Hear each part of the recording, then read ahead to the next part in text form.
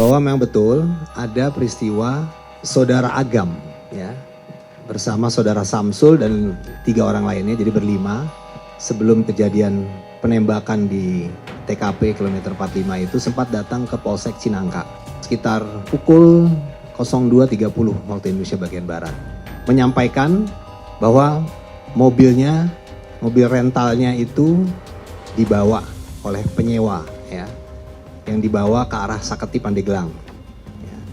Nah kemudian disampaikan juga bahwa GPS-nya tinggal 1 yang aktif, yang 2 sudah tidak aktif. Jadi diduga sudah ada upaya untuk melakukan penggelapan. Nah dilaporkanlah ke Kapolseknya untuk meminta petunjuk.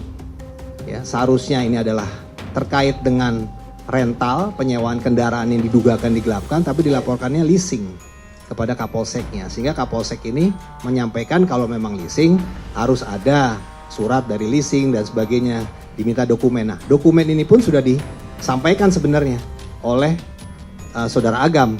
Jadi seharusnya memang anggota kita itu melakukan pendampingan. Di hadapan saya saat ini sudah ada Sugeng Teguh Santoso, Ketua Indonesian Police Watch atau IPW. Bagaimana kabarnya? Kabar baik ya. Oke. Baik, kita mungkin langsung saja ya Pak. Menanggapi kasus pemilik bos rental yang sebelumnya ini sudah meminta pendampingan kepada pihak kepolisian namun ditolak. Melihat hal ini seperti apa Pak? Saya melihatnya ini tragedi manusia ya. Pemilik rental itu ingin mendapatkan haknya atau keadilan ya, dia melapor polisi. Tetapi yang terjadi kemudian adalah kematian.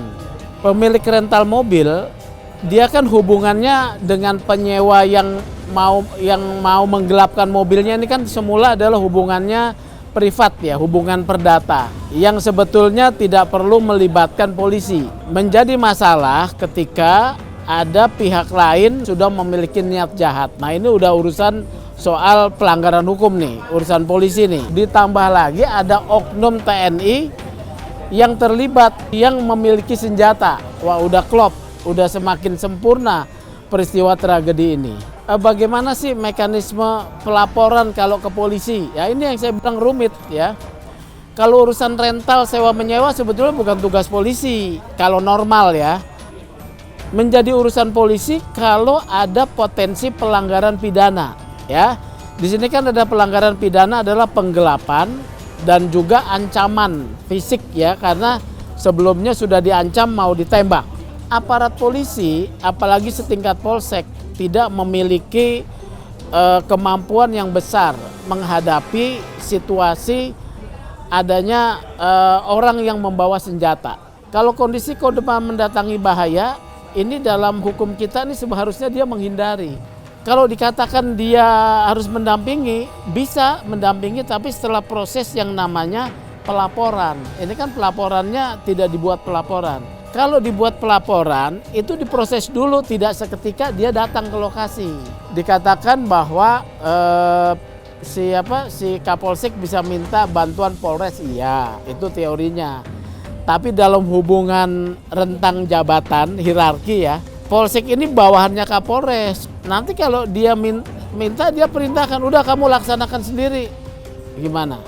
Artinya ada hierarki ya Pak, yang prosedur ada. Prosedurnya itu ribet sekali untuk membantu kita? Ya memang itu kenyataannya ya. Kenyataan di tempat kita ini, orang kalau melapor itu udah repot sendiri ya. Ditanyanya segala macam. Ketika sudah laporan tidak segera diproses, itu ada jenjangnya dulu sampai nanti surat tersebut ada penyidiknya ditunjuk ya. Ya itu mobil udah hilang. Tapi juga perlu kebijaksanaan masyarakat. Dengan peristiwa ini buat pemilik leasing ya. Selain dia harus menyiapkan kontrak yang baik dengan membebani asuransi kehilangan kepada penyewa, dia juga harus melihat potensi bahaya terhadap nyawanya.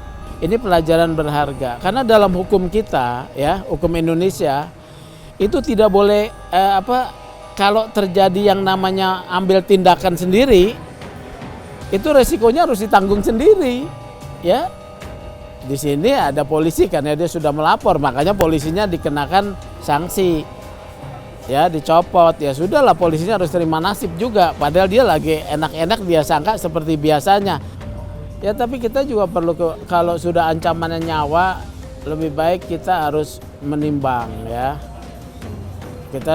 Saya belasungkawa buat korban, tapi buat masyarakat lain pertimbangkan nyawa lebih berharga daripada harta benda. Hingga saat ini pihak kepolisian masih melakukan pengembangan dengan mengejar beberapa orang yang diduga terlibat dalam penggelapan sewa mobil. Di lain sisi, 3 orang oknum TNI AL ini yang terlibat dalam penembakan sudah diamankan oleh pihak Puspomal TNI. Semoga ini tidak terjadi lagi dan dapat menjadi perhatian serta pembelajaran bagi kita semua. Saksikan terus Fakta setiap hari Senin pukul 20.00 waktu Indonesia Barat hanya di TV One.